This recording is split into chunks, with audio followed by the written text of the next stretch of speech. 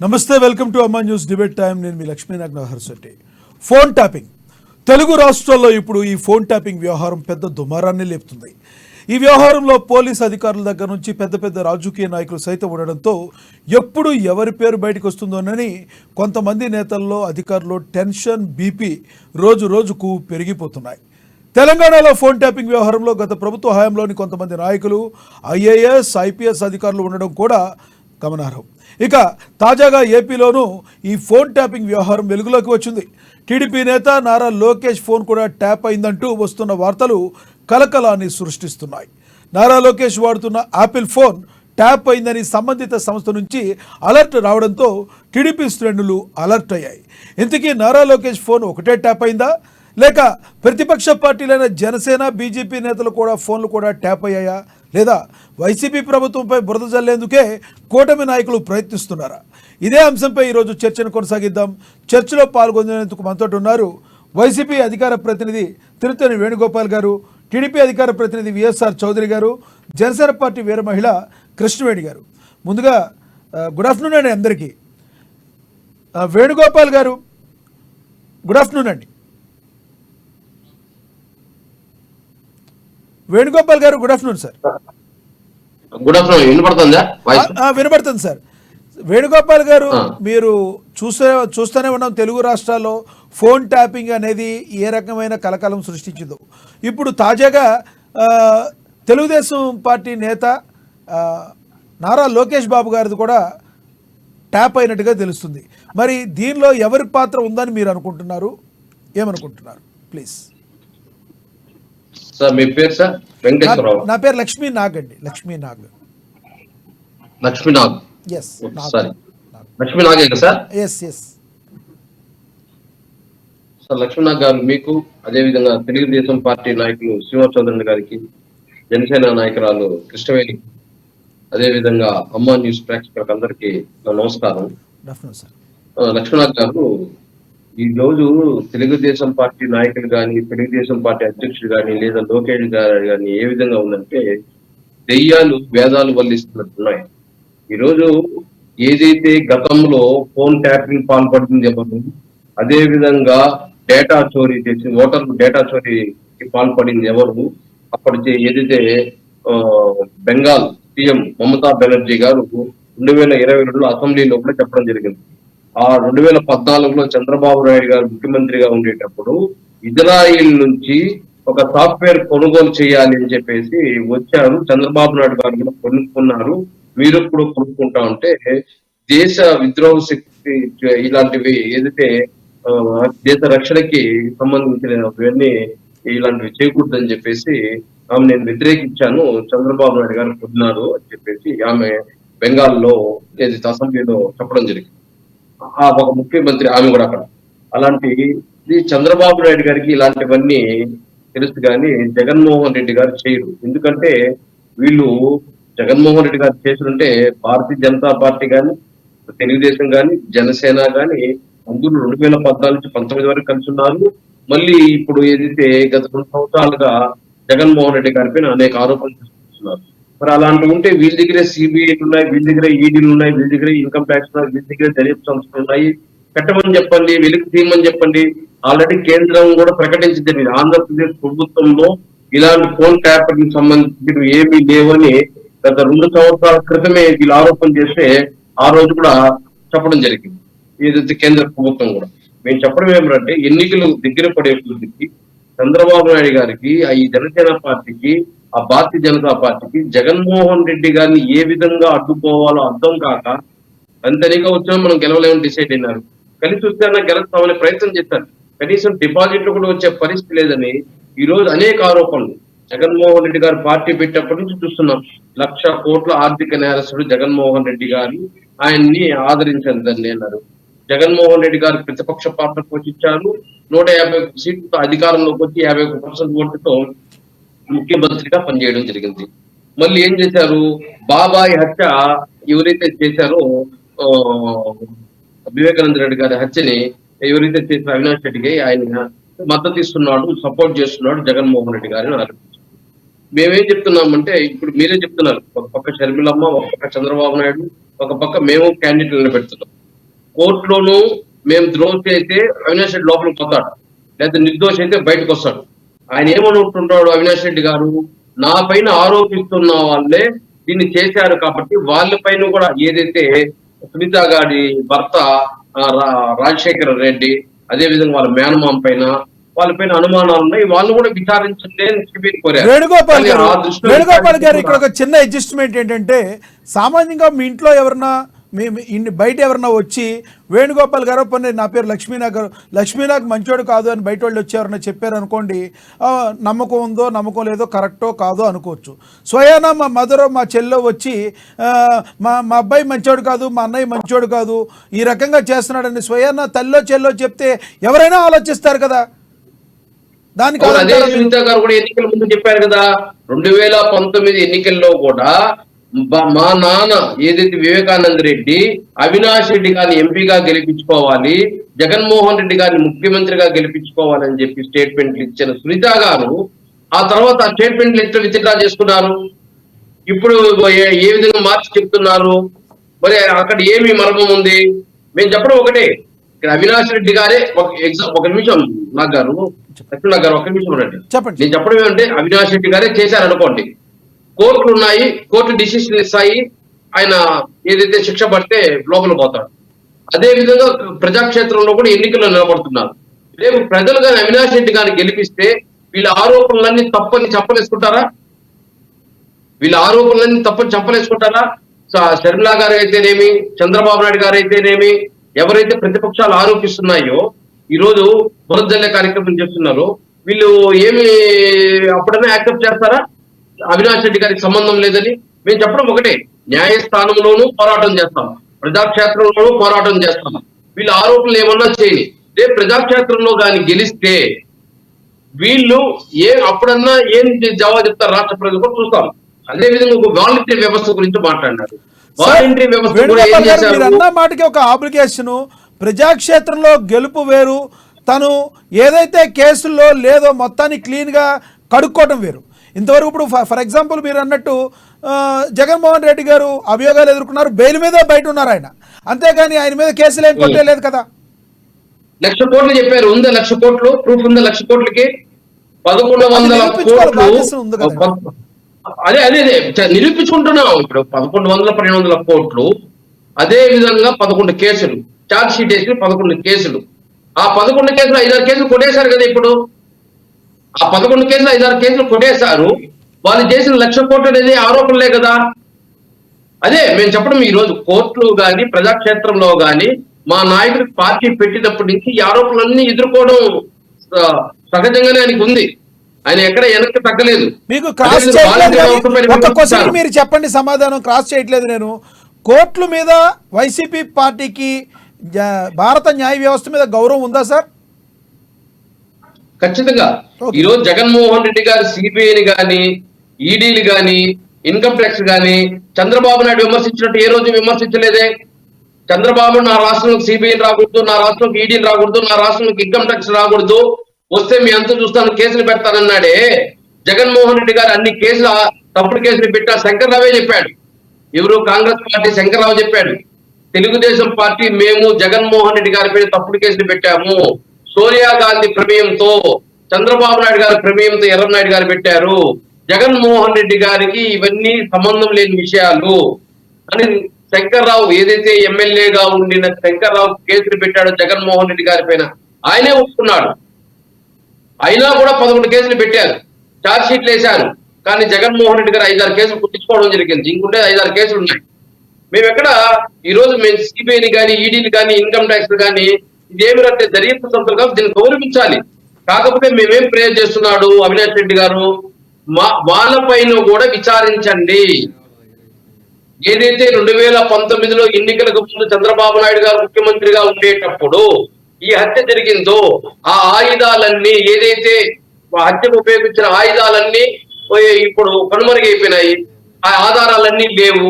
అప్పుడు ఆ ప్రభుత్వమే కదా బాధ్యత తీసుకోవాలి. ఎందుకు ఆ ప్రభుత్వం బాధ్యత తీసుకోనంటుంది? అదేవిధంగా వాలంటరీ వ్యవస్థ పైన విమర్శించారు, ఇప్పుడు వాలంటరీ వ్యవస్థ కొనసాగిస్తామంటారు. సచివాలయ వ్యవస్థను విమర్శించారు, ఇప్పుడు ఆ సచివాలయ వ్యవస్థ కొనసాగిస్తామంటారు. సంక్షేమం జగన్మోహన్ రెడ్డి తప్పులు చేసేసాడంటాడు. మళ్ళీ అదే సంక్షేమాన్ని కొనసాగిస్తామంటాడు. అభివృద్ధి చేయలేదు జగన్మోహన్ రెడ్డి గారు అంటారు.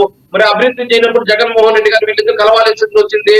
ఒంటరిగా ఎదుర్కోవచ్చు కదా జగన్మోహన్ రెడ్డి గారిని, ఎందుకు ఎదుర్కోలేకపోతున్నారు? జగన్మోహన్ రెడ్డి గారు ఏమి చేయకపోతే ఈరోజు జగన్మోహన్ రెడ్డి గారిని ఎదుర్కోలేక ఆయన ఇచ్చిన అభివృద్ధి, ఆయన అది ఇచ్చిన జగన్మోహన్ రెడ్డి గారిని ఎదుర్కోలేక కాదని చెప్తున్నారు సార్ వాళ్ళు. జరిగింది. వేణుగోపాల్ గారు, జగన్మోహన్ రెడ్డి గారు ఏదైతే ప్రజా వ్యతిరేకత ఉందో ఆ వ్యతిరేక వీగిపోతే మళ్ళీ జగన్మోహన్ రెడ్డి గారికి ఎడ్జ్ వస్తుంది కాబట్టి ప్రజా వ్యతిరేకతను విడిపోకుండా ఉండాకే కలిసామని చెప్తున్నారు కదా వాళ్ళు. సార్ ఒక మ్యాచ్ ఆడాలంటే ఇద్దరు ఆడాలి. ఒక జట్టులో మాత్రం ఒకటే ఆడి, ఇంకో జట్టులో మేము 5-6 మంది మ్యాచ్ ఆడాలంటే ఇద్దరే ఆడాలని క్రికెట్ లో రూల్ ఉంది, ఫుట్బాల్ లో రూల్ ఉంది, కానీ రాజ్యాంగం చెప్పింది కదా సార్ పొత్తులు వెళ్తాం, ఇదే రూల్ లేదు కదా. ఓకే, ఇప్పుడు బలం లేనప్పుడు, ప్రతిపక్షాలకి బలం లేనప్పుడు కలుస్తారు. ప్రతిపక్షాలకి ఇండివిజువాలిటీగా బలం లేనప్పుడే వాళ్ళు కలవడం జరిగింది. అక్కడే ఒప్పుకోవాలి. జగన్మోహన్ రెడ్డి గారి సంక్షేమాన్ని, అభివృద్ధిని చూసి వీళ్ళు దానికి తట్టుకోలేకే, వాళ్ళు ఒంటరిగా ఎదుర్కోలేకే ఈ రోజు ఏదైతే ఉమ్మడిగా రావడం జరుగుతుంది. ఇలాంటి ఆరోపణలే ఈ ఫోన్ ట్యాపరింగ్ కూడా. ఓకే సార్, మేము చెప్తున్నాం, ఉన్నాయి, ఇన్కమ్ ట్యాక్స్ ఉన్నాయి, వాళ్ళ దగ్గర దర్యాప్తు సంస్థలు. సార్ వినండి, వినండి, క్వశ్చన్ చేశారు, క్వశ్చన్ పైన క్వశ్చన్ వేస్తారంటే మేము ఆన్సర్ ఎప్పుడు చెప్పేది? వినండి, ఒక 2 minutes టైం మాకు చెప్పండి సార్. ఈ రోజు దళిత సంస్థలంతా భారతీయ జనతా పార్టీ దగ్గరే ఉంది. మరి భారతీయ జనతా పార్టీ దళిత సంస్థలు ఉండేటప్పుడు ఒక రైట్ కాలు చంద్రబాబు నాయుడు, ఒక లెఫ్ట్ కాలు జనసేన పార్టీ అధ్యక్షుడు పవన్ కళ్యాణ్ లాక్కోని వచ్చి మరీ ఆంధ్రప్రదేశ్ లో పొత్తులు పెట్టుకున్నారు కదా. మరి వాళ్ళకి దమ్ముంటే ఏమని చెప్పండి, దళిత చేయమని చెప్పండి. జగన్మోహన్ రెడ్డి గారి పైన, ప్రభుత్వం పైన ఎందుకు ఊరికే విమర్శలు చేస్తారు? వీళ్ళ మాటలు ప్రజలు నమ్మే పరిస్థితి లేరు కాబట్టే వీళ్ళు ఏదో ఒకటి ఆరోపణ, ఎన్నికలు దగ్గర పడే కొద్దికి బకెట్లు బురద జల్లే కార్యక్రమం తీసుకున్నారే గాని ఇక్కడ ఎక్కడ గానీ వాస్తవాలు లేదు లక్ష్మి గారు. ఓకే సార్, మీరు అన్నదానికి చౌదరి గారు ఏం ఆన్సర్ చెప్తారో చూద్దాం. చౌదరి గారు, గుడ్ ఆఫ్టర్నూన్ అండి. నమస్కారం లక్ష్మీనాథ్ గారు. Good afternoon sir. ఏంటి విన్నారా మీరు వేణుగోపాల్ గారు మాట్లాడింది? ముందుగా ఫోన్ ట్యాపింగ్ల విషయం గురించితో పాటు మిగతా 2-3 మాటలను కూడా, 2-3 విషయాలను కూడా ఆయన స్పృశించారు. దీని గురించి మీరు ఎలా రియాక్ట్ అవుతారు? సబ్జెక్ట్ పక్క వెళ్ళిపోయింది కదా, సబ్జెక్ట్ తో పాటు అది కూడా ఇప్పుడు జనాల్లో ఉందే సబ్జెక్ట్. చౌదరి గారు, ముందు ఆయన ఏదైతే అన్నారో సబ్జెక్ట్ లో చెప్పండి, ఆయన అన్న కౌంటర్ ఇచ్చిన దానికి కూడా మీరు సమాధానం చెప్పండి, రెండింటికి చెప్పండి, పర్లేదు. లక్ష్మీనాథ్ గారు, మొదట మీకు అమ్మాయి ప్రేక్షకులకి, అలాగే వైఎస్ఆర్సీపీ నేత వేరు గారికి, అలాగే జనసేన నేత కృష్ణ గారికి నమస్కారం. లోకేష్ గారి ఫోన్ ట్యాప్ అయిందని ఆపిల్ సాంకేతిక నిఘా వ్యవస్థ నుంచి 2 సార్లు మెసేజ్ వచ్చింది. మీ ఫోను అన్నోన్ పర్సన్స్, తెలియని వ్యక్తులు ట్యాప్ చేస్తున్నారు, ట్యాగ్ చేస్తున్నారు, హ్యాకింగ్ చేస్తున్నారని 2 times మెసేజ్ రావడంతో ఆ స్క్రీన్ షాట్స్ ని తీసుకొని డీజీపీ గారికి, నిఘా వ్యవస్థ సిఎస్ గారికి, ముగ్గురికి లెటర్ పెట్టి కంప్లైంట్ జరిగింది. ఏమాత్రం స్పందించకపోతే ఎలక్షన్ కమిషన్ గారికి మా ముఖ్యమంత్రులు గారు బృందం కలిసి వెళ్ళి పూర్తిగా ప్రతిపక్షాల ఫోన్లను ఇజ్రాయిల్ యొక్క సాంకేతిక విభాగం నుంచి కొనుగోలు చేయబడిన పెగాసస్ సాఫ్ట్వేర్ నుంచి ఈ విధంగా ట్యాప్ చేస్తున్నారు, ఇది ప్రజాస్వామ్యానికి విరుద్ధం అని చెప్పిన తర్వాత లోకేష్ గారే ఫోన్ ట్యాప్ చేస్తున్నారా, లేకపోతే ప్రతిపక్ష నాయకుల ఫోన్లు కూడా ట్యాప్ చేస్తారా అంటే నాకు ఇక్కడ 2-3 అనుమానాలు ఉన్నాయి. పవన్ కళ్యాణ్ గారిది, అలాగే వాళ్ళ పార్టీ నాయకులది, మా పార్టీలో ఉండే ఉమామహేశ్వర గారిది, బొండ మోహన్ గారు, చాలా, అలాగే బీజేపీ నాయకుడి. టోటల్ గా ఆంధ్రప్రదేశ్లో ముఖ్యులు ఎవరైతే ఉన్నారో వాళ్ళ మీద డీజీపీ రాష్ట్ర డీజీపీ, అలాగే చీఫ్ గారు డిఐజీ, ఈయనగా ఈ ఇద్దరు కలిసి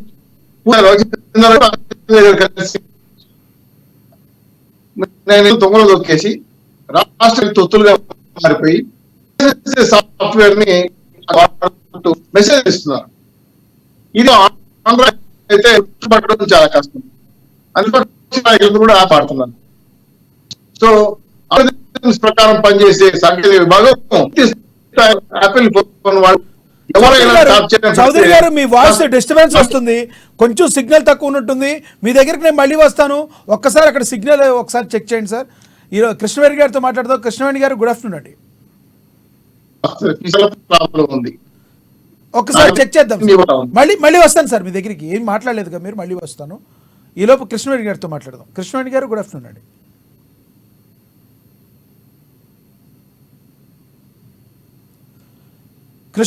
వేణి గారు, మీ ఆడియో మ్యూట్లో ఉన్నట్టుంది, చూడండి ఒకసారి. ఓకే సార్, వినబడుతుంది. Please continue. కృష్ణవేణి గారు, మీకు సిచ్యువేషన్ తెలుసు. మీ మిత్రపక్షమైన నారా లోకేష్ గారిది ఫోన్ ట్యాప్ అయినట్టుగా యాపిల్ ఫోన్ నుంచి అలర్ట్ వచ్చిందని, దానికి సంబంధించి మీకు ఏమైనా అనుమానాలు ఉన్నాయా? మరి మీ అధ్యక్షుల వారి ఫోన్లు కూడా ట్యాప్ అయినట్టుగా మీరేమన్నా అనుమానిస్తున్నారా? ఏం జరుగుతుంది? అందరికీ నమస్కారం అండి. లక్ష్మీనాథ్ గారు, మీకు అలాగే ప్యానెల్ ఉన్నటువంటి పెద్దలందరికీ, అమ్మ టీవీ వీక్షకులందరికీ కూడా నమస్కారం. ముఖ్యంగా ఇవాళ మాట్లాడుతున్నటువంటి ఇది ఆరోపణ కాదండి, వాస్తవం. ఎందుకంటే ఇంటర్నల్ గా మాట్లాడుకున్న విషయాలు కానీ కొన్ని, అంటే ప్రతి మనిషికి కూడా వ్యక్తిగత సమాచారం అనేది గోప్యంగా ఉంచబడుతుంది. కానీ ఇవాళ అది దానికి వైసీపీ గవర్నమెంట్ లో అయితే మాత్రం అది కరువు అయ్యిందండి. ఎందుకంటే వీళ్ళు అన్నిటికీ అలవాటు పడ్డటువంటి వ్యక్తులు వైసీపీ నాయకులు. వాళ్ళు ఏంటంటే దేనన్నా చేయగలరు, ఏమన్నా చేయగలరు. కృష్ణవేణి గారు, మీరు చేసేది ఆరోపణ అవుతుంది కానీ నిజమేలా అవుతుంది? నిజమంటే మీ దగ్గర ఆధారాలు ఉండాలి కదా, ఆధారాలు ఉంటే కదా. ఇక్కడ ఒక ఎగ్జాంపుల్ చెప్తానండి. 1 year బ్యాక్ జరిగినటువంటి రియల్ ఇన్సిడెంట్ చెప్తాను. ఎందుకంటే ఒక ఇద్దరు యువకులు పార్టీలో యాక్టివ్ గా ఉండేటువంటి ఒక బీసీ సామాజిక వర్గానికి చెందినటువంటి వ్యక్తులు, యువకులు నా దగ్గరకు వచ్చి మాట్లాడినప్పుడు, మేడం ఫోన్ ట్యాంపరింగ్ అనేది, అంటే ఇవాళ వివిఐపీ పర్సన్స్ ఇవి ట్యాంపరింగ్ అయిన మా అధ్యక్షుడి వారి అనుకోవచ్చు, లేకపోతే లోకేష్ గారి అనుకోవచ్చు. ఈ సమాచారం బయటికి వెళ్ళడం వల్ల బయటకు వచ్చింది కానండి. 1 year బ్యాక్ చెప్పడం జరిగింది యువకులు వచ్చి, మేడం మాకెందుకో తెలియదు కానీ ఫోను ట్యాంపరింగ్స్ అనేవి సామాన్యులు కూడా వ్యక్తిగత సమాచారం అనేది వైసీపీ పార్టీ చేతుల్లోకి వెళ్ళిపోతున్నట్టుగా మాకు అనుమానం కలుగుతుంది. ఎందుకంటే మేము ఎవరికీ తెలియకుండా ఇంటర్నల్ గా మాట్లాడుకున్నటువంటి వైసీపీ పార్టీ మీద ఉన్నటువంటి వ్యతిరేకం, అంటే ఆ అబ్బాయి వైసీపీ పార్టీలో ఒక జాబ్ హోల్డర్ గా, సచివాలయ ఉద్యోగిగా కూడా ఉన్నాడండి. వాళ్ళిద్దరూ మాట్లాడుకున్నటువంటి ఒక విషయం ఏదైతే ఉందో అది వైసీపీ నాయకులకి తెలిసి వాళ్ళ ఇంటికి వార్నింగ్ ఇవ్వడం జరిగిందటండి. ఆ రోజు చెప్పడం జరిగింది, మేడం మా వ్యక్తిగత సమాచారం కూడా, అంటే ఫ్రెండ్స్ ఉంటారు కదండి, ఫ్రెండ్స్ లో మాట్లాడుకున్న విషయాన్ని ఆ రోజు చెప్పడం జరిగింది 1 year బ్యాక్. అంటే సామాన్యుల వ్యక్తిగత విషయాన్ని కానీ సామాన్యుల వ్యక్తిగత సమాచారాన్ని కూడా ఫోన్ ట్యాంపరింగ్ అనే విషయం ద్వారా మాత్రం వైసీపీ అయితే మాత్రం గుప్పిట్లో పెట్టుకున్నట్టుగా మాకు 1 year నుంచి కూడా అనుమానం అయితే ఉందండి. వాళ్ళ అనుమానాలు ఉండవు అనేది ఆరోపణ కిందే వస్తుంది. మీ దగ్గర ఏమైనా ఆధారాలు ఉన్నాయా? అంటే వాళ్ళు ఎవరో చెప్పారు, వీళ్ళెవరో చెప్పారు కాదు, స్థిరమైన ఆధారాలు ఏమైనా ఉంటే దానికి సంబంధించి ఆధారాన్ని కనుక్కోవాల్సింది ఎవరండి? దానికి ఒక వ్యవస్థ ఉంది. అది నిజంగా ట్యాంపరింగ్ జరుగుతుందా లేదా అన్నది ఆ వ్యవస్థ, ప్రభుత్వ వ్యవస్థ పనిచేసి దాని మీద నిగ్గు తేల్చాల్సినటువంటి అవసరం ఉంది తప్ప ఖచ్చితంగా మా అనుమానాలు కానీ ఇవాళ ఇద్దరు యువకులు మాట్లాడుకున్న విషయం మూడో వ్యక్తికి తెలియకుండా వైసీపీ నాయకుడికి తెలిసి వాళ్ళకి ఇద్దరికి వచ్చి వార్నింగ్లు ఇచ్చారంటే అక్కడ ఏ విధంగా సమాచారం బయటికి వెళ్తుంది అన్నది దాని టెలికాం వ్యవస్థ దాని మీద చర్యలు తీసుకుంటుందా, లేకపోతే వైసీపీ గవర్నమెంట్ మేము ఇలా చెయ్యట్లేదని వాళ్ళు నిరూపించుకుంటారా అన్నది వాళ్ళ చేతుల్లో ఉంది తప్ప మా ఆరోపణలు కాదండి. ఇవైతే మాత్రం వాస్తవం. దీని మీద ఖచ్చితంగా వైసీపీ నాయకులు అన్ని దుర్మార్గాలకి, అన్ని అరాచకాలకి ఒడిపెట్టినటువంటి వ్యక్తులు కాబట్టి ఫోన్ ట్యాంపరింగ్ అనే విషయం అయితే మాత్రం వాళ్ళకి చాలా వెన్నతో పెట్టినటువంటి విద్యను మాత్రం నేను నమ్ముతానండి.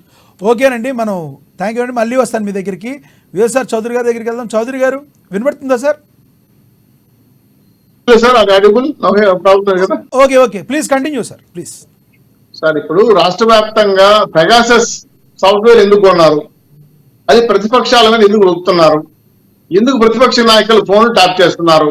మేము సింక్ షాట్ తో సహా యాపిల్ నిఘా వ్యవస్థ యాపిల్ ఫోన్ ని మిమ్మల్ని హ్యాక్ చేస్తున్నారు, మీ యొక్క ఫోన్ ని ట్యాంపరింగ్ చేస్తున్నారనే మెసేజ్ ఇవ్వడంతో ఆ సింక్ షాట్ ని తీసుకెళ్లే కదా ఎలక్షన్ కమిషన్ రిపోర్ట్ ఇచ్చాం. మరి ఎందుకు వాడుతున్నారు? ఇది కేసీఆర్ గారు నేర్పించిన విద్య. గతంలో కేసీఆర్ గారు తెలంగాణలో చేసి ఇప్పుడు ఇబ్బందులు పడుతున్నాడు. సో కేసీఆర్ శిష్యరికం చేస్తున్న జగన్మోహన్ రెడ్డి గారు కేసీఆర్ లాగా సీట్లు మార్చడం, కేసీఆర్ లాగా ఫోన్ ట్యాపింగ్ చేయడం వల్ల చివరికి కేసీఆర్ బట్టినకైతే పడుతుంది. నేను ఈ విషయం క్లియర్ గా చెప్తాను. గతంలో కర్ణాటకలో ఈ విధంగా ఫోన్ ట్యాపింగ్ చేస్తే అప్పుడున్న ముఖ్యమంత్రిని ఎన్ని ఇబ్బందులు పెట్టామో చూసాం. గతంలో తమిళనాడు జరిగింది, బెంగాల్ జరిగింది. అనేక అంశాలపైన ఫోన్ ట్యాపింగ్ అనేది చట్ట ప్రకారం న్యాయం కాదనే విషయాన్ని ట్రాయ్ సంస్థ, టెలికాం నిబంధనావళి ఉన్న ట్రాయ్ సంస్థ ప్రత్యేకంగా కనీసం మెసేజ్ పంపించాలన్నా కూడా వాళ్ళు ఇన్ఫర్మేషన్ ఇవ్వకుండా పంపారు. ఇటువంటి సిచ్యువేషన్ లో ఒకరికి ఒకరు తెలియకుండా వాలంటరీ వ్యవస్థను వాడుకొని పూర్తి స్థాయిలో ఫోన్ నెంబర్లు తీసుకొని ఈ ఇన్ఫర్మేషన్ అంతా కూడా నానక్రమ గూడెం తీసుకెళ్లి అక్కడ నుంచి మెసేజ్లు పంపిస్తూ, వాయిస్ మెసేజ్లు పంపిస్తూ మీ యొక్క ఎంక్వైరీలు చేసుకుంటూ రాష్ట్రంలో ఉన్న ప్రతిపక్ష నాయకుల ఫోన్ల వివరాలని సేకరించి వాటిని ట్యాప్ చేసి ఎవరితో మాడుతున్నారు చట్ట ప్రకారంగా నేరము. ఇటువంటి చేయటం అనేది అధికార పార్టీకి సమంజసం కాదు అనే విషయాన్ని ఎలక్షన్ కమిషన్ తీసుకెళ్ళాం. ఖచ్చితంగా దీంట్లో ఎవరైతే రాష్ట్ర చీఫ్ గా ఉన్న ఆంజనేయులు గాని, డీజీపీ రవిచంద్ర గారి హస్తం ఉంది, వాళ్ళ యొక్క ప్రమేయం లేకుండా ఇజ్రాయిల్ నుంచి సాఫ్ట్వేర్ నుంచి కొనుక్కొని వచ్చి ప్రతిపక్షాల మంది సమంజసం కాదు. ఓటమి భయంతో రాష్ట్రంలో భయంతో చౌదరి గారు సార్ దీని గురించి పాటు ఇంకొక మాట కూడా వేణుగోపాల్ గారు చెప్పడం జరిగింది. నిజంగా గాన ఒకవేళ అవినాష్ రెడ్డి తప్పు చేస్తుంటే చట్టం తన పని తాను చేసుకుపోతుంది, మీరు బురద జల్లే ఆరోపణలు అన్ని కూడా మానుకోవాలి అని చెప్పడం జరిగింది. ఎలా రియాక్ట్ అవుతారు? అవినాష్ రెడ్డి గారి కేసు చెప్పాలంటే సొంత చెల్లెళ్ళు, రక్తం పంచుకున్న చెల్లెలు, ఈరోజు వైఎస్ జగన్మోహన్ రెడ్డి గారు వైఎస్ఆర్సీపీ పార్టీ, వివేకానంద రెడ్డి గారు రక్తం మడుగులో మునిగి ఉంది, కోడికత్తి రక్తం మడుగులో మునిగి ఉంది. ఈ పునాదులే ఫ్యాక్షనిజానికి పరాకాష్ట అని చాలా క్లియర్ గా చెల్లెళ్ళే చెప్తున్నారు. అవినాష్ రెడ్డి గారిని ఈరోజు ఎందుకు మారుస్తారు ఎంపీగా అంటే సొంత చెల్లెలు కడపలో పోటీ చేస్తుంది కాబట్టి ఎవరైతే వివేకానంద రెడ్డి గారి హత్యలో కారకులైనారో ఆ రోజు గుబుల్ టేక్ సందర్భంగా అవినాష్ రెడ్డి ఆరోపణలు ఎదుర్కొంటున్నారు. ఆయనకి ఎలా టికెట్ ఇస్తారని ప్రతిపక్షాలుగా మీరే అడుగుతారు. ఈవెన్ ఆయన కరెక్ట్ కాదేమో, సరైన పర్సన్ పెడదామని ఒకవేళ వైసీపీ చేంజ్ చేస్తే ఎందుకు చేస్తున్నారని కూడా మీరే అడిగితే ఎలా సార్? మంచి మాట చెప్పారు. గుమ్మడికాయ దొంగ అంటే భుజాలు అడుక్కోవడం అంటే ఇదే సార్. ఎందుకంటే వివేకానంద రెడ్డి గారిని ఎవరు చంపారు అంటే ఒకరు గుండె నొప్పి అంటారు, ఒకడు రక్తం కక్కుంటాడంటారు, ఒకడు గొడవలతో కొట్టారంటారు, ఒకడు హార్ట్ అటాక్ అంటారు. ఎన్ని కథలు విన్నాం మేము. ఈరోజు సొంత చెల్లెలు చెప్తున్నారు ఇద్దరు కూర్చొని, మా నాయన్ని చంపింది అవినాష్ రెడ్డి గారు అన్న మనుషులే. అలా గూగుల్ టెక్ ఒకటి చెప్పింది, గూగుల్ మ్యాప్ లో జీపీఎస్ లో వచ్చింది, ఫోన్లు సంభాషణ అక్కడి నుంచి జరిగాయి అని చెప్పి చాలా క్లియర్ గా చెప్తున్నారు. దీనిపైన 5 ఏళ్లుగా నాగారు కొండ మీద లక్షిత అనే ఒక అమ్మాయిని పులి చంపేసింది, తినేసింది, నడిచి బండమార్గంలో పోతా ఉంటే 6 నెలల్లో అటవీ అధికారులు పోలీసులు ఛేదించి ఆ పులిని పట్టుకుని బోన్లు వేశారు. మరి సొంత చిన్నాయని చెప్పి 5 ఏళ్ళు అవుతా ఉంటే ఇంతవరకు కనీసం సాక్ష్యాధారాలు పట్టుకోలేకుండా ఈ చేతగాని దద్దమ్మ ప్రభుత్వం హూ కిల్డ్ బాబాయ్ అంటే అయ్యేమో నాకేం తెలుసు, దేవుడు తెలియాలి, మా చిన్నాయని తెలియాలి, మీకు తెలియని చెప్పి దొంగ మాటలు మాట్లాడుతున్న వైఎస్ఆర్సీ ప్రభుత్వాన్ని చూసి రాష్ట్ర ప్రజలు చెదరించుకుంటున్నారు. సొంత చిన్నాయనికే చెల్లెలకే న్యాయం చేయాలని ముఖ్యమంత్రి రాష్ట్ర ప్రజలకు ఏ న్యాయం చేస్తారని మేము అడుగుతున్నాం. ఇది ఫోన్ ట్యాపింగ్ చేయడం అనేది అన్యాయమే, ఈ హత్యా రాజకీయాలు చేయడం కూడా అన్యాయమే. మీరు చేయగలిగిన ప్రభుత్వ పరిపాలన మీరు 150 మంది ఎమ్మెల్యేలు ఇస్తే మీరు చేసేది హత్యా రాజకీయాల, శవ రాజకీయాల. మీ నాయన్ని అడ్డం పెట్టుకుని 2014-19లో శవయాత్ర చేసావు, ఆ తర్వాత 2019లో వివేకానంద రెడ్డి గారిని శవరాజకీయాలు చేసావు. ఇప్పుడు ఎవరిని శవరాజకీయాలు చేయబోతున్నావు? అవాతాతల్ని బజార్లోకి ఇచ్చి పింఛన్ లేకుండా చంపేసి శవరాజకీయాలు చేయదలుచుకున్నావా జగన్మోహన్ రెడ్డి గారు? అందుకే చెప్తున్నా, సిద్ధం సభలో మద్యం ఫుల్ గా తాపించేసి మీ ఇష్టం వచ్చిన సిద్ధులు వేస్తా ఉంటే జనం వినే పరిస్థితుల్లో లేరు. ఈరోజు రాష్ట్ర వ్యాప్తంగా 3వ స్టేట్ మారింది, ప్రతిపక్షాలు విజయదశమికి వెళ్ళిపోతున్నాయి. 3 పార్టీల కలవడంతో విజయం కంపల్సరీగా 160 సీట్లు ప్రెస్ అవుతాయని తెలిసిన తర్వాత జగన్మోహన్ రెడ్డి గారు పెగాసస్ సాఫ్ట్వేర్ తో ఫోన్ ట్యాపింగ్ చేయడం మొదలు పెట్టాడు. ఇది వ్యక్తిగత గోప్యానికి చాలా ప్రమాదకరం, ఇది చట్ట వ్యతిరేకం. ఇలా చేసిన తర్వాత చాలా నేరపూరిత చర్యలు పాటుపడే అవకాశాలు ఉన్నాయి. కాబట్టి ఖచ్చితంగా ఎవరైతే దీంట్లో సహకరిస్తున్నారో పోలీసు అధికారులు కావచ్చు, రాజకీయ నాయకులు కావచ్చు, ఖచ్చితంగా వాళ్ళని అరెస్ట్ చేసి జైల్లో పెట్టాల్సిన బాధ్యత చట్ట ప్రకారంగా ఉంది. 2 ఆండ్రాయిడ్ ఫోన్లు వాడలేదు కాబట్టి, యాపిల్ ఫోన్లు వాడుతున్నారు కాబట్టి, సంస్థ నేరుగా సమాచారం ఇచ్చింది కాబట్టి అధికారిక సమాచారం ఇది. దీన్ని పట్టుకొని ఖచ్చితంగా దీంట్లో లోతుపాతులు పరిశీలించి సాంకేతిక నిపుణుల సహకారంతో ఈ ట్యాపింగ్ పాల్పడిన వ్యక్తులు, ఆఫీసర్లు పట్టుకోవాల్సిన బాధ్యత ఉంది. అలాగే అవినాష్ రెడ్డి గారు చెబుతున్న మాటలకి వివేకానంద రెడ్డి గారి హత్యకి సంబంధాలు ఏంటని కూడా పరిశీలించి తేల్చి నెగ్గదేసిన బాధ్యత ఉంది. కాబట్టి ఈ ఆ 30 టైంలో రోజుల్లో ఈ ఆ గవర్నమెంట్ టైంలో చేయలేదు, మీ ప్రభుత్వమే చెయ్యదు. ఆ టైంలో మీ ప్రభుత్వమే అధికారంలో ఉంది, మీరెందుకు ఏమీ చేయలేకపోయారని కూడా అడిగారు వేణుగోపాల్ గారు. మంచి మాట చెప్పారండి. ఆ రోజు ఎన్నికల కోడ్ వచ్చిందండి. ప్రభుత్వం అచేతన దిశలో ఉంటుంది, ఎలక్షన్ కమిషన్ పరిధిలో ఉంటుంది. అయినా సరే జగన్మోహన్ రెడ్డి గారు చెప్పిన మాటలన్నీ కూడా మీరు అన్నారు. ఎందుకంటే రక్తం కక్కువ తెచ్చాడు, అలాగే గొడ్డల పూట, ఇది గుండె పూట, లేదంటే ఇంకేదన్నా రకరకాల కలసలు విన్న జగన్మోహన్ రెడ్డి గారు చివరికి గొడ్డలతో నరికి చెప్పారని 6 సార్లు లెక్కలతో ఒకసారి చెప్పాడు. మరి ఇన్ని 6 సార్లు పొంచిన నడిగినటువంటి గుర్తులు ఉన్నప్పుడు ఎవరు దోషం తెలియదా మీకు? ఈ రోజు తెలుగుదేశం పార్టీ పీరియడ్ నిధనం ఏంటి? నారావార చరిత్ర రాశారు. మరి నారావార చరిత్ర గూగుల్ టేక్ అక్కడ చూపించలేదే, అవినాష్ రెడ్డి చూపిస్తా ఉంది. మన గుమ్మున్న గూగుల్ గుమ్మును కదా ఇట్లా కూడా తట్ట చూపించేస్తుంది కదా. ఇటువంటి సిచ్యువేషన్ లో నేరం చేసిన వాళ్ళని కాపాడాలని ప్రయత్నం చేసిన మీరు ఆ రోజు చెప్పిన ఆరోపణలకు సంబంధం చాలా తేడాగా ఉంది. కాబట్టి చట్ట ప్రకారంగా, న్యాయ ప్రకారంగా, విచారణ పరంగా ఐఓ ఆఫీసులు కూడా చాలా క్లియర్ గా చెప్పారు. ఇన్వెస్టిగేషన్ ఆఫీసులు కూడా ఇక్కడ నుంచి హత్యకు పునాదులు తిరిగాయి. కాబట్టి ఈ దస్తగిరి అప్రూవల్ గా మారాడు. కాబట్టి దస్తగిరి వాంగ్మూలం, భాస్కర్ రెడ్డి గారి ఎన్క్వైరీ రిపోర్టు, అవినాష్ రెడ్డి గారి విచారణ రిపోర్టు, అలాగే గతంలో శివశంకర్ రెడ్డి గారి రిపోర్టు అన్ని తీసుకుని ఖచ్చితంగా కేసు నమోదు చేయమంటే రాష్ట్ర న్యాయస్థానానికి భయపడి కేసును తెలంగాణకు మార్చుకున్న పరిస్థితి సునీత గారు చూసాం. అదేవిధంగా హత్యా రాజకీయాలకి ప్రేరేపిస్తున్న ఈ ప్రభుత్వం ఖచ్చితంగా 100% అత్యవసర దిశలో ఉన్న ఎలక్షన్ కమిషన్ లో పరిధిలో ఉన్న మా ప్రభుత్వానికి మేమే హత్యా నేరంగా నమోదు చేశాం. సిబిఐ ఎన్క్వైరీ అడిగాం. ఇప్పుడు సిబిఐ ఎన్క్వైరీ వద్దని చెప్పి వాదిస్తున్నారు. సిబిఐని కడప నుంచి తరిపేసిన కూడా మీరు గమనించారు. సిబిఐ మీద నిఘా వ్యవస్థ పెట్టి వార్నింగ్ ఇచ్చి రాష్ట్రానికి రాకుండా పంప్ చేసి చివరిగా కర్నూలులో ఆడిన డ్రామాని మీరు చూశారు. అరెస్ట్ చేయడానికి వస్తే సిబిఐ అధికారుల దగ్గర రానికుండా పెద్ద ఎత్తున ప్రదర్శన నుంచి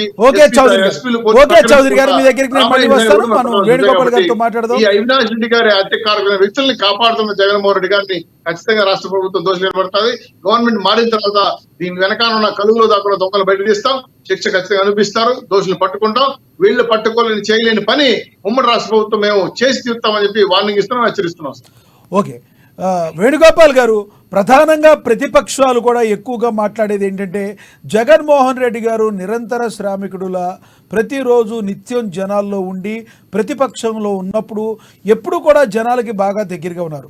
ఒక్కసారి ప్రభుత్వంలోకి వచ్చిన తర్వాత ఎందుకు జనాలతో ఇంటరప్ట్ కాలేకపోయారు? ఈ రోజున బస్సు యాత్రని 4.5 సంవత్సరాల తర్వాత వచ్చారు, కానీ ఇప్పటి వరకు జనాలతో ఎందుకు కాలేదని అడుగుతున్నాయి ప్రతిపక్షాలు. దానికి సమాధానం ఏం చెప్తారు? లక్ష్మణ్ గారు, సార్, ఈ రోజు వాయిస్ వినపడుతుందా? వినపడుతుంది, ప్లీజ్ కంటిన్యూ. జగన్మోహన్ రెడ్డి గారు ఈ రోజు బయట వస్తే జన సముద్రం ఏ విధంగా ఉందో చూస్తున్నాం. మమ్మల్ని అడుగుతుంటారు చాలా మంది, మమ్మల్ని జగన్మోహన్ రెడ్డి గారితో కల్పించండి, మమ్మల్ని జగన్మోహన్ రెడ్డి గారితో కల్పించండి అని చెప్పేసి. ఈ రోజు జగన్మోహన్ రెడ్డి గారు భద్రత దీని ఇబ్బంది వల్ల ఈ రోజు జగన్మోహన్ రెడ్డి గారు సభలో కూడా ప్రొటెక్షన్ చేసుకుని బయట వచ్చే పరిస్థితి ఈ రోజు చూస్తున్నాం. బైక్లో, కార్లలో పోటీలు పడి ఆ బస్సు చుట్టూ వెనకాల తిరుగుతున్నారు జనాలు, ఏదైతే అభిమానులు. ఆ విధంగా ఉండే పరిస్థితిలో జగన్మోహన్ రెడ్డి గారు భద్రత ఏదైతే కేంద్రం భద్రత ఉంటుంది, వాళ్ళు పర్మిషన్ లేకుండా జగన్మోహన్ రెడ్డి గారు ఏ చర్య తీసుకోవడానికి ఉండదు. కాబట్టి అది వాళ్ళు కూడా తెలుసు. అది చంద్రబాబు నాయుడు గారికైనా లేకపోతే జగన్మోహన్ రెడ్డి గారికైనా ఏదైతే ప్రజెంట్ సీఎం గా ఉన్నారు కాబట్టి ఏదైతే కేంద్ర బలగాలు ఇచ్చే కేంద్రం ఏదైతే భద్రతా సిబ్బంది ఇచ్చే పర్మిషన్స్ ప్రకారమే పోవచ్చు. ఒక చోట కాపు నుంచి దింపేశారు జగన్మోహన్ రెడ్డి గారి తప్పుడు అవినాష్ రెడ్డి గారిని కారుని ఎక్కించుకోకుండా ఏదైతే అడ్డుకోవడం జరిగింది భద్రతా సిబ్బంది. ఎందుకంటే ఆయన పైన క్రిమినల్ కేసు ఉంది కాబట్టి ఆయన ఎక్కించుకోకూడదని చెప్పి. అలాంటి పరిస్థితి ఉంటది కాబట్టి మన కంట్రోల్లో ఉంటాడు. ముఖ్యమంత్రి అయిపోయిన తర్వాత కేంద్ర బలగాల చేతుల్లోకి వెళ్ళిపోతాడు కాబట్టి వాళ్ళు చెప్పినట్టు పోతుంది. కానీ ఇక్కడ జగన్మోహన్ రెడ్డి గారు ఏది ఇప్పుడు చంద్రబాబు నాయుడు గారు ఒక రేషన్ కార్డు అంటే చంద్రబాబు నాయుడు ఏ రేషన్ కార్డు ఇచ్చారని చెప్పుకోవాల్సిన అవసరం లేదు. ఒక వాలంటీర్ని పెట్టాడు, ఆ వాలంటీర్ ఇస్తాడు. వాళ్ళకి సంక్షేమం ఏం కావాలన్నా ఎవరైతే అర్హులు ఉన్నారో వాళ్ళకి సంక్షేమం కానీ అదేవిధంగా అభివృద్ధి కార్యక్రమాలు కానీ ఈరోజు వాలంటరీ వ్యవస్థ ద్వారా, సచివాలయ వ్యవస్థ ద్వారా ఈరోజు జగన్మోహన్ రెడ్డి గారు 15,000 సచివాలయాలు పెట్టాడు. ప్రతి సచివాలయంలో ఆ 2,000 ఇళ్లకు సంబంధించి డేటా అంతా అక్కడే ఉంటుంది. వాళ్ళకి కావాల్సినవి అన్ని అక్కడ ప్రభుత్వం తరఫున సమకూర్చడం జరుగుతుంది. అదేవిధంగా 10,778 ఆర్బీకే సెంటర్లు ఉన్నాయి. అదేవిధంగా 10,960 డిజిటల్ లైబ్రరీలు ఉన్నాయి. అదేవిధంగా 2434 డిసీజెస్ కి ఈ రోజు జగన్మోహన్ రెడ్డి గారు ఆరోగ్యశ్రీ 25 లక్షలు పెంచుతూ ఈ రోజు జగన్మోహన్ రెడ్డి గారు ఇస్తున్నారు. అదేవిధంగా 540 అర్బన్ హెల్త్ సెంటర్లు ఉన్నాయి, 1126 పిహెచ్సీలు ఉన్నాయి, 17 మెడికల్ కాలేజీలు ఉన్నాయి, 5 ఏదైతే 4 పోర్ట్లు, 10 షిప్పింగ్ హార్బర్లు, అదేవిధంగా 2 ఎయిర్పోర్ట్లు, 3 ఇండస్ట్రియల్ కారిడార్స్, 2,14,000 మంది ప్రభుత్వ ఉద్యోగాలు, 67,000 కోట్ల పెట్టుబడులు, 127 పెద్ద పరిశ్రమలు, 85,000 మంది ఉద్యోగాలు, అదేవిధంగా కేంద్ర ప్రభుత్వం ద్వారా 106,800 కోట్ల పెట్టుబడులు, అదేవిధంగా జిఎస్ఐ సంస్థ ద్వారా 10 లక్షల కోట్ల పెట్టుబడులు, అదేవిధంగా పారిశ్రామిక వృద్ధి రేటు టీడీపీ ప్రభుత్వంలో 22వ స్థానంలో ఉంటే ఈరోజు జగన్మోహన్ రెడ్డి గారి ప్రభుత్వం 3వ స్థానంలో ఉండడము, అదేవిధంగా జిఎస్టీపీ వృద్ధి రేటులో టీడీపీ 22వ స్థానంలో ఉంటే జగన్మోహన్ రెడ్డి గారి ప్రభుత్వం మొదటి స్థానంలో ఉండడము, తలసరి ఆదాయం 17వ స్థానంలో ఉంటే టీడీపీ పీరియడ్ లో ఈరోజు జగన్మోహన్ రెడ్డి గారి పీరియడ్ వచ్చిన తర్వాత అది 3వ స్థానం కావడము, ఎంఎస్ఎంఈలకు 25 లక్షల కోట్లు ఈ రోజు ఇవ్వడము, అదేవిధంగా 4,400 కోట్లు ఏదైతే తెలుగుదేశం ప్రభుత్వంలో రోడ్లు వేస్తే ఈరోజు జగన్మోహన్ రెడ్డి గారు వచ్చిన తర్వాత 4,400 కిలోమీటర్లు 4,400 కోట్లు 7,300 కిలోమీటర్లు వేస్తే జగన్మోహన్ రెడ్డి గారు వచ్చిన తర్వాత 17,230 కిలోమీటర్లు, అదేవిధంగా 7,000 కోట్లు ఖర్చు పెట్టడం జరిగింది. ఇంత పెద్ద ఎత్తున జగన్మోహన్ రెడ్డి గారు సాధారణంగా ఏదైతే జరగతాదో సామాన్యుడికి అందే విధంగా ఈ రోజు జగన్మోహన్ రెడ్డి గారి వ్యవస్థ ముందుకు పోతుంటే ఆ వ్యవస్థను తట్టుకోలేకే ఈ రోజు తెలుగుదేశం ఒంటరిగా జగన్మోహన్ రెడ్డి గారిపై ఎదుర్కోవడానికి వేణుగోపాల్ గారు ఇప్పుడు మీరు చెప్పినంత పేపర్ మీద ఉన్నది చదివారా, నిజంగా ఏపీలో అమలు అవుతున్నాయా? ఇప్పుడు మీరు పేపర్ మీద ఉందా చదివారా, ఏపీలో అమలు అవుతున్నాయి? మేము ఈ రోజు వీటిని చెప్పే మా వల్ల మీరు ప్రయోజనం పొందుంటే మాకు ఓటైనట్టున్నాం. మేము ఇచ్చిన కార్యక్రమాలు, మేము చేసిన సంక్షేమం, మేము ఇచ్చిన 4,50,000 కోట్లు డిబిటీ నాన్ డిబిటీ ద్వారా ఈ రోజు ఎవరైతే సంక్షేమం పొందారో వాళ్ళు ఏం చెప్తున్నాము, మీరు మా వల్ల లబ్ధి పొందుంటే మాకు ఓటేయండి, లేదంటే మీ ఇష్టం అంటున్నాం. ఈరోజు చంద్రబాబు నాయుడు 14 సంవత్సరాలు ఉంది.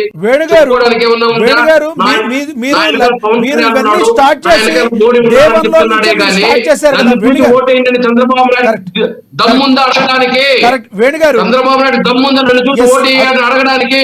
నా వెనకాల పవన్ కళ్యాణ్ ఉన్నాడు, నా వెనకాల మోడీ ఉన్నాడు అంటున్నాడు. జగన్మోహన్ రెడ్డి గారు దమ్ముగా చెప్తున్నారు, నేను ఇది చేశాను, నేను చేసింది మీకు నా లబ్ధి పొందుంటే నాకు ఓటైనా అడుగుతున్నాడు సార్. ఓకే సార్, వేణుగారు డే 1 నుంచే మీరు అన్ని కూడా స్టార్ట్ చేశారు. మీరు ఏవైతే నవరత్నాల్లో హామీలు ఇచ్చారో అవన్నీ చేయడానికి ప్రయత్నించారు. మరి ఎందుకు మీరు ఈ రోజున అడగక ముందే ప్రజలు ఎందుకు మీరు ఎమ్మెల్సీ ఎన్నికల్లో మీకు ఓటేయలేదు సార్? ఓకే, ఈ రోజు ఎమ్మెల్సీ ఎన్నికల్లో దొంగ ఓట్లు ఎక్కించామని ఎవరు విమర్శించారు? దొంగ ఓట్లు వస్తే ఎవరు గెలవాలి? ఎవరికి ఇచ్చినట్టు ఎవరు గెలిచారు? అదే సార్ చెప్పండి. ఒక్కడి సార్, వేణుగోపాల్ గారు దొంగోట్లు ఎక్కించారు, దొంగోట్లు ఉన్నాయి అనే మాటని ప్రతిపక్షాలుగా ఉన్నప్పుడు వాళ్ళు మాట్లాడారు, మీరు ప్రతిపక్షంలో ఉన్నప్పుడు మీరు మాట్లాడారు. అది నిజంగా దొంగ ఓట్లు దొంగ ఓట్లు వేయించుకుంటే అది దొంగ ఓట్లను అరికట్టాల్సిన బాధ్యత ప్రభుత్వం. వేణుగారు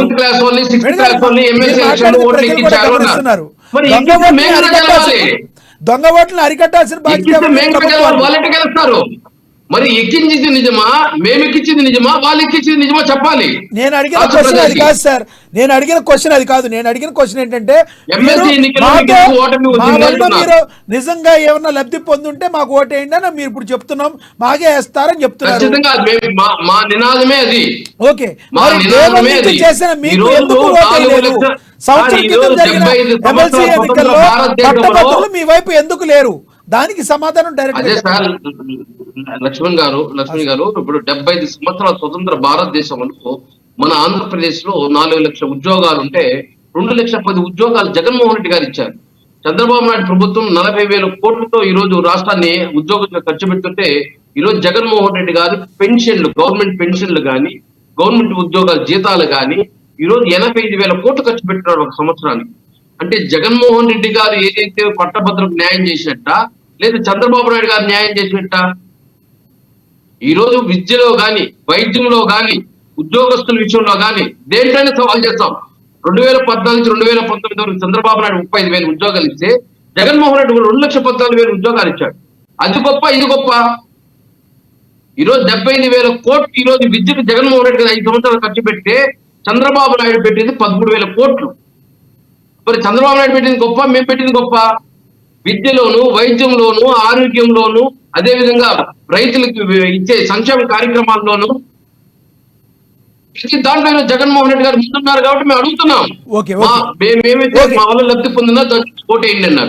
ఎమ్మెల్సీలో కొన్ని కారణాల వల్ల, అవకతవకల వల్ల తెలుగుదేశం ప్రభుత్వం, తెలుగుదేశం పార్టీ ప్రజలను తప్పుదో పట్టించే ప్రయత్నం చేస్తుంది.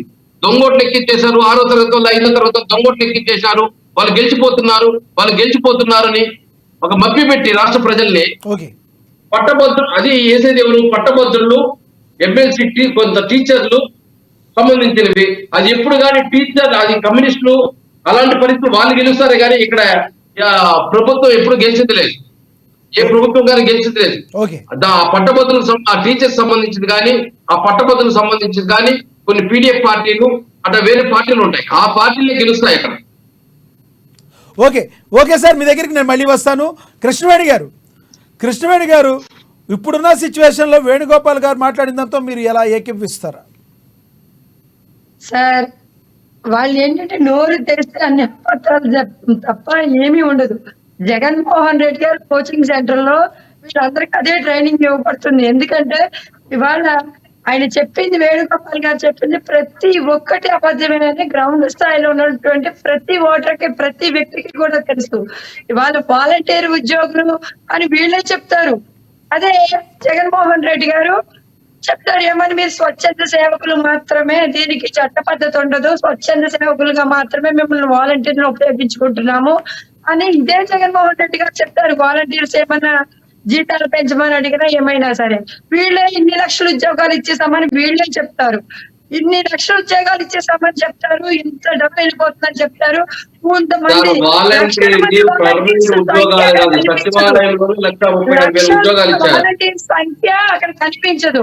ఆ జీతాలు తీసుకుంటున్నటువంటి డబ్బు ఏ ఖజానాలకు వెళ్తుందో జగన్మోహన్ రెడ్డి గారి ప్రభుత్వమే సమాధానం చెప్పాలి.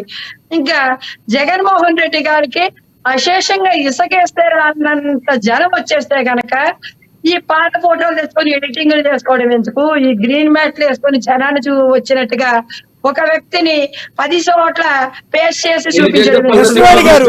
కృష్ణవేణి గారు 151 మంది ఎమ్మెల్యేలను గెలిపించిన ప్రజలు రారంటారా జగన్మోహన్ రెడ్డి గారికి? ఎందుకు రారండి? గ్రీన్ మ్యాట్లు పెట్టుకోవాల్సిన అవసరం వాళ్ళకి ఎందుకు ఉందంటారు? మరి ప్రజాబలం ఉండబట్టే వాళ్ళు నెగ్గారు కదా. ఇచ్చారు సార్, ప్రజలు ఒక్క అవకాశం మద్దతుకు ఇచ్చారు. వీళ్ళు కౌరవ సభలాగా 151 మంది వెళ్ళిన తర్వాత అసెంబ్లీలో ఏం చేశారు? మీరు ఇలా అంటున్నారు కృష్ణవేణి గారు, మీరేమో ఇలా అంటున్నారు. స్వయంగా మీ అధ్యక్షులు ఏమంటున్నారు? ఎంతో మంది అభిమానులు అందరూ నా దగ్గరికి వస్తున్నారు, లక్షల్లో వస్తున్నారు. వస్తున్నారు, వచ్చిన వాళ్ళు నాకు ఓటు వేయట్లేదు అంటున్నారు. మరి ఈసారైనా వేస్తారా పవన్ కళ్యాణ్ గారు ఓటు? జగన్మోహన్ రెడ్డి గారు కూడా 9 సంవత్సరాల రోడ్డు మీద తిరిగితేనే తండ్రి చనిపోయిన ఆ సింపతి అడ్డు పెట్టుకొని, అలాగే ఒక సీఎం కొడుక 9 సంవత్సరాల రోడ్డు మీద తిరిగితేనే అధికారంలోకి వచ్చారు. ఇవాళ నిజాయితీ పరుడైనటువంటి మా పవన్ కళ్యాణ్ గారిని ప్రజలు నమ్మరని వీళ్ళు ఎలా డిసైడ్ చేస్తారండి? ఒక అక్రమార్కులు, అన్యాయం చేసేటువంటి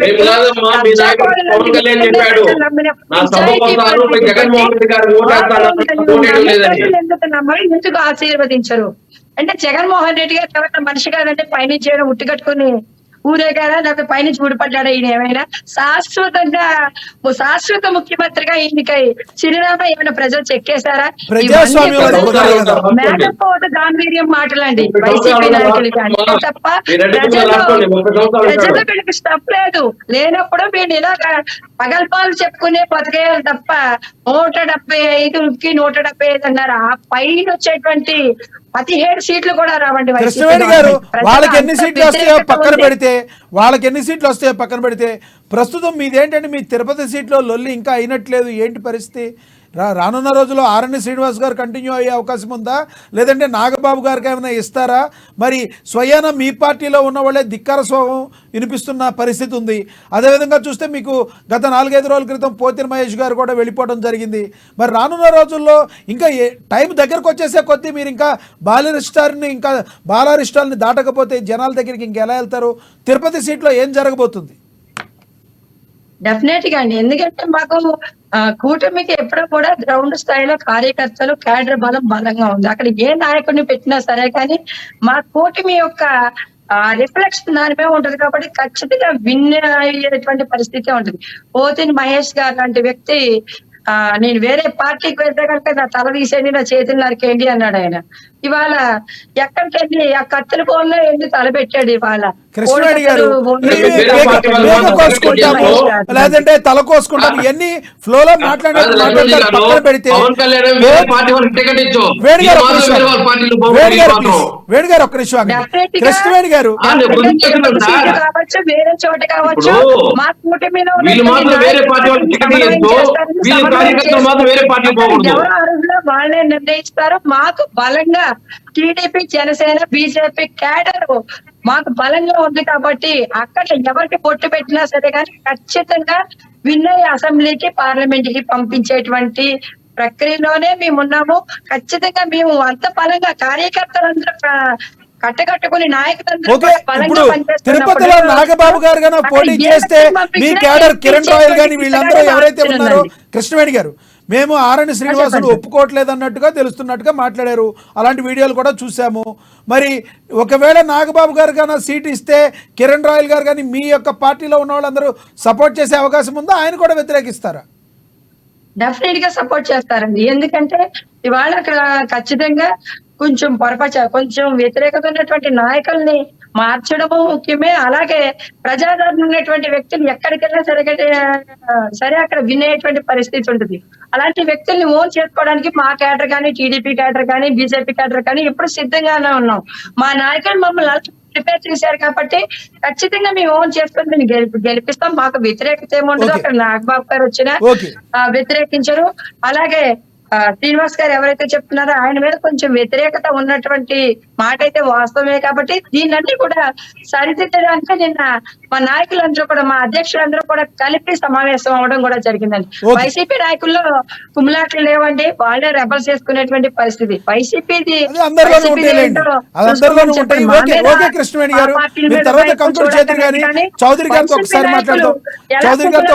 గ్రౌండ్ స్థాయి కార్యకర్తల దగ్గర నుంచి ఎమ్మెల్యే వరకు ఎలా కొట్టుకున్నారు కూడా గ్రౌండ్ స్థాయిలో క్లియర్ గా మాకు తెలిసినప్పుడు పదే మా కూటమిని వీళ్ళు విమర్శించడం ఏంటంటే వీళ్ళకి అంతకన్నా బతుకుదేరు లేదు, అంతకన్నా వీళ్ళకి మ్యాటర్ లేదు. ఓకే, మళ్ళీ వస్తాం మీ దగ్గరికి. చౌదరి గారు, మీరు ఇవాళ జరిగిన సిచ్యువేషన్ లో వేణుగోపాల్ గారు మాట్లాడిన మాటలు మొత్తం మీరు మాట్లాడారు. బ్రీఫ్ గా ఒక 2 minutes లో కంక్లూడ్ చేయండి సార్. చౌదరి గారు సమయభావంతో. ఇప్పుడు మామూలుగానే వైఎస్ఆర్సీపీ 151 ఎమ్మెల్యేలు ఇచ్చారన్నారు. ఇచ్చిన దానికి ఏం చేశారు రాష్ట్రంలో చెప్పాలి కదా. చెప్పమని చెప్పి ఇప్పుడు దమ్ము ధైర్యం అంటారు, దమ్ముల గురించి రొమ్ములు ఇచ్చి మాట్లాడతారు. ఈ ముఖ్యమంత్రి గారు ప్రెస్ మీట్ పెట్టలేరు, ఏం ధైర్యం నాకు అర్థం కాలేదు. ఫోర్త్ ఎస్టేట్ గవర్నమెంట్ విలేకరుల ముందు కూర్చొని పక్కనున్న రేవంత్ రెడ్డి గారు 100 రోజులు పూర్తయితేనే 1.5 గంట సేపు కూర్చొని విలేకరులతో మాట్లాడారు. 5 ఏళ్ళైంది. ఈ రాష్ట్ర ప్రభుత్వం ఏం సాధించామని చెప్పి చెప్పలేని పరిస్థితి. ఇప్పుడు ఇంతకు ముందు ఏదో కొన్ని పోస్టులు ఇచ్చేవాళ్ళు, ఏం పోస్టులు అమ్ముకున్నారా? మా జిల్లాలో అమ్ముకున్న మెడికల్ పోస్టులు ఎంత అంటే 5,573 పోస్టులు, మెడికల్ పోస్టులు ఓన్లీ పొంగనూరు కాన్స్టిట్యూన్సీకి ఇచ్చారండి. 5 సార్లు నోటిఫికేషన్ ఇచ్చారు. నోటిఫికేషన్ ఇచ్చిన తర్వాత అభ్యర్థులను అప్లై చేసిన తర్వాత వాళ్ళకి ఇంటర్వ్యూ వస్తున్నారు, ఎదురు చూస్తున్నారు. కానీ 3వ కంటికి తెలియకుండా లాబీ చేసి మెడికల్ ఆఫీసరు, డిఎంహెచ్ఓలు, కలెక్టరు, అదేవిధంగా కొంతమంది సూపరింటెండెంట్లు కలుసుకొని పొంగనూరు ఎమ్మెల్యే గారితో లాలుచ్చిపడి వాళ్ళ కాన్స్టిట్యూన్సీకి మాత్రమే without qualification, no interview, no examination, no attempted, fair certificate, no candidate certificate, ఏమీ లేదండి. క్వాలిఫికేషన్ కూడా లేదండి. టైర్లు పెన్షన్లు వేసుకున్న వాళ్ళతో సహా మెడికల్ పార్లమెంటరీ మెడికల్ పోస్టులు ఇచ్చేసారు. ఎంత దుర్మార్గం అంటే వాళ్ళు కోర్టుకి వెళ్ళారు, ధర్నాలు చేస్తారు, గొడవ చేస్తుంది. అంటే ఇంత పెద్ద ఎత్తున లాబీలు చేసి పోస్టులు అమ్మేసుకొని దీన్ని మేము ఇచ్చేయను అని చెప్పి ఎవరు నమ్ముతారు? ఇప్పుడు వాలంటీర్ల పరిస్థితి అగమ్మాయికి వచ్చారు, వాళ్ళ బానిసలాగా వాడుకుంటున్నారు. ఓ రంగం చెప్పిన సిద్ధం సభకి వాటికి వీటికి మీ ప్రభుత్వ కార్యక్రమాలకి చంద్రబాబు నాయుడు గారు కానీ పవన్ కళ్యాణ్ గారు కానీ వాలంటీర్ల మీద చేసిన పనికి వాళ్ళందరూ హర్ట్ అయ్యారని, అందుకనే వాళ్ళు రాజీనామా చేస్తున్నారని చెప్తున్నారు. వాలంటీర్లు రాజీనామా చేయలేదండి.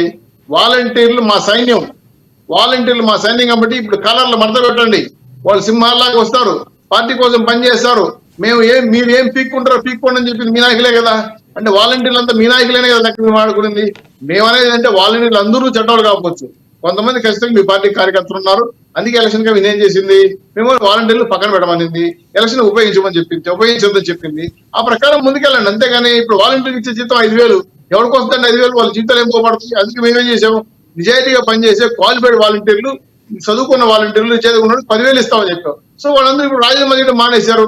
ఇప్పుడు కొత్తగా వైసీపీ వాళ్ళు ఏం చెప్పేది, మీ 15,000 ఇస్తాం, 2 నెలలు తిరగండి, మా జనాలు పడుకుని తిరగండి, మా కనుగోలు వేసుకుని తిరగండి, మీ దగ్గర సమాచారం ఉంది. వైసీపీ వాళ్ళు అనేది ఏంటంటే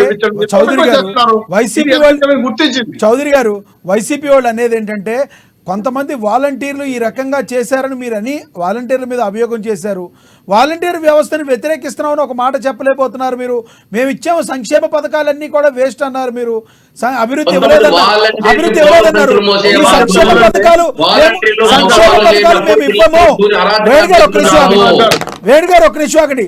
సంక్షేమ పథకాలు మేము ఇవ్వము అని ఒక మాట ఎందుకు మీరు చెప్పలేకపోతున్నారు?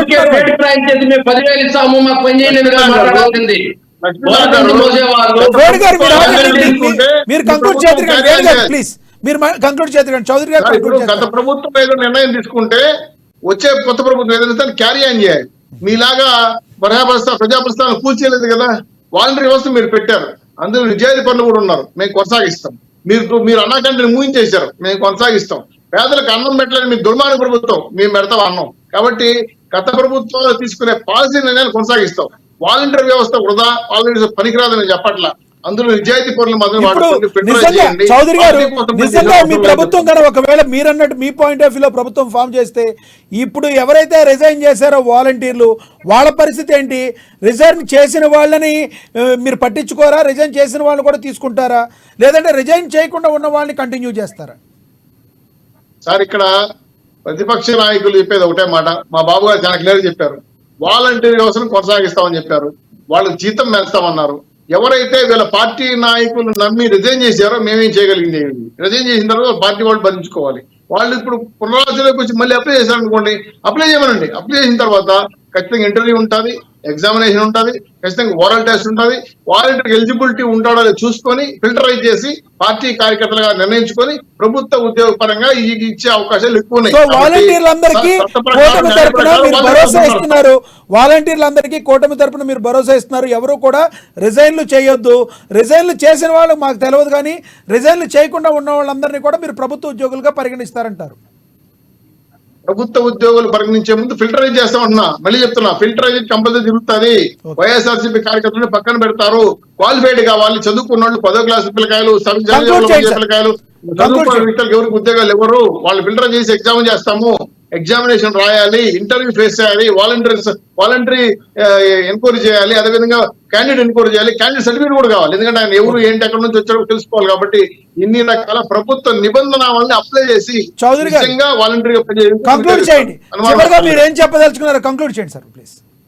సార్, ఈ రాష్ట్ర ప్రభుత్వం చికెన్ వండుకొని తింటే చికెన్ పార్టీ, మేకను వండుకొని తింటే మటన్ పార్టీ, అలాగే ఈ రోజు రాష్ట్రాన్ని ప్రజలను ఏపుకొని తింటే వైఎస్ఆర్సీపీ పార్టీ. అందుకే ఈ రాష్ట్ర ప్రభుత్వం మాకు అక్కర్లేదు. అందుకే అలో ఏపీ, బాయ్ బాయ్ వైసీపీ. రాష్ట్రంలో 3 పార్టీలు కలిసి 160+ సీట్లతో రేపు ప్రభుత్వం ఫార్మేట్ అయిపోతున్నాం. వీళ్ళు తినేసిన డబ్బులు కక్కించాల్సిన పరిస్థితి వస్తుంది. చెప్పిన కేసులు, ఫోన్ ట్యాపింగ్ కేసులు, శాండ్ మైనింగ్ కేసులు ఎవరు ఇరుక్కున్నారో, కవితకి ఎత్తి పట్టిందో, కేజ్రీవాల్ కి ఎవరికి ఎత్తి పట్టిందో, నెక్స్ట్ వికెట్ ఆంధ్ర రాష్ట్రంలో జగన్మోహన్ రెడ్డి జైలుకి బెయిల్కి మొదలు కొట్టాడుకుంటున్నారు. కాబట్టి ఈ జైలు పార్టీని జైలు పంపించే వరకు నిద్రపోవని చెప్పి వార్నింగ్ ఇస్తున్నారు. ఓకే, వేణుగోపాల్ గారు ప్లీజ్ కంటిన్యూ. సార్, లక్ష్మణ్ గారు, ఇప్పుడు వాలంటరీ వ్యవస్థ పైన ఎంత దుమ్మెత్తు పోసారో 5 ఏళ్ళు చూసాం. ప్రతిపక్షాలు, చంద్రబాబు నాయుడు గారైనా, పవన్ కళ్యాణ్ అయినా, అన్ని ప్రతిపక్షాలు ఒకే తాటిపైకి వచ్చి వాలంటరీ వ్యవస్థ అనేది వేస్ట్, పంచాయతీలు ఉన్నాయి కదా, మండలాలు ఉన్నాయి కదా, ఇది ఎందుకు ఆర్థిక భారం తప్ప, వాలంటీర్లు గోన సంచులు మోసేవాళ్ళు, వాలంటీర్లు తలుపులు వేసే జెంట్స్ లేనప్పుడు ఇళ్లలో దూరి ఆడవాళ్ళ పైన అరాచకాలు చేస్తున్నారు. అందరినీ అనలేదు వేణుగోపాల్ గారు, నిజాలు మాట్లాడుకుందాం. అప్పటి నుంచి వాళ్ళు చెప్తున్నారు కొంతమంది ఇలా చేశారని, ఎవరిని అందరినీ అనలేదు కదా. వాలంటరీ మొత్తం వ్యవస్థ మేము రద్దు చేస్తామన్నారు సార్.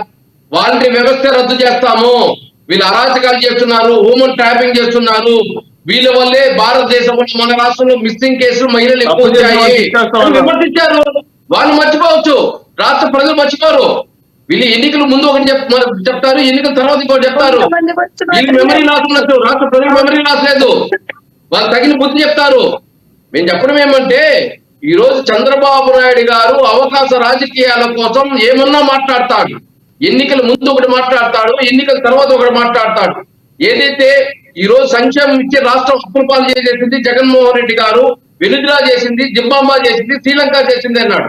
ఈ రోజు మళ్ళీ ఇంకా నేను కల్పిస్తాను అంటాడు. జగన్మోహన్ రెడ్డి గారు 5 సంవత్సరాలకి ఇచ్చిన దానికే తడిసి మోపడంతో 1 సంవత్సరానికి 75,000 కోట్లు ఇచ్చేయండి. 5 సంవత్సరాలకు ఎంత అయింది?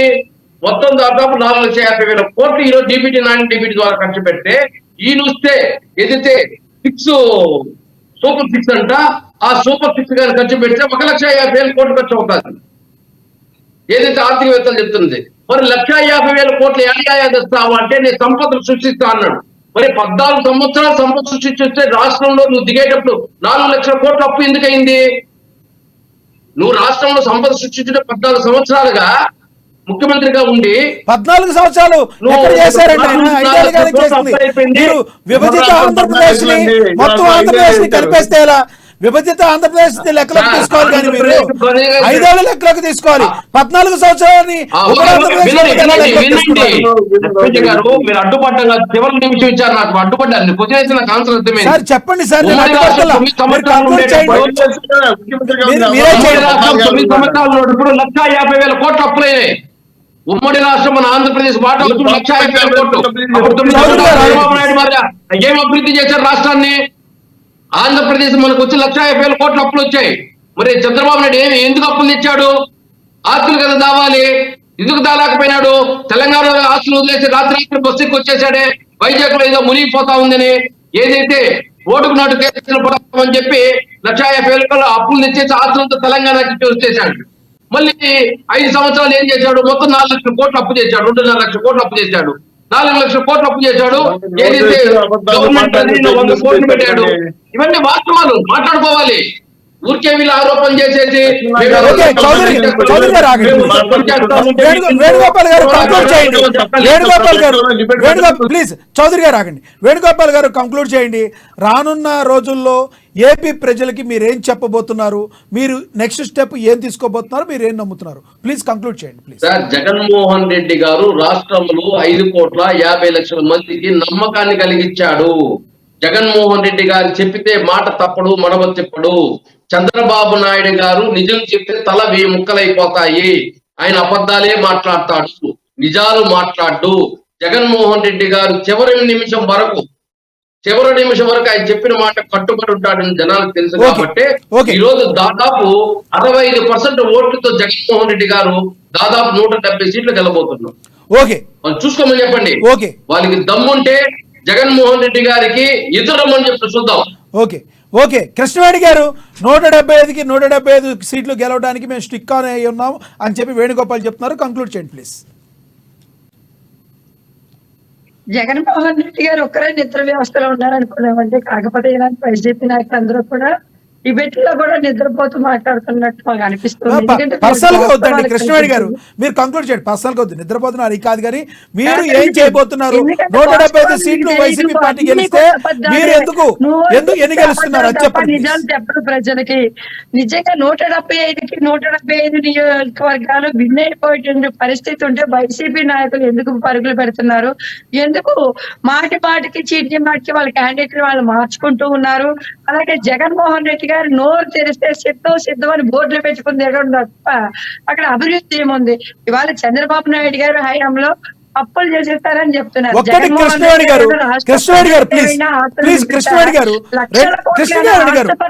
ఒక మాట, కృష్ణవేణి గారు దయచేసి మాట.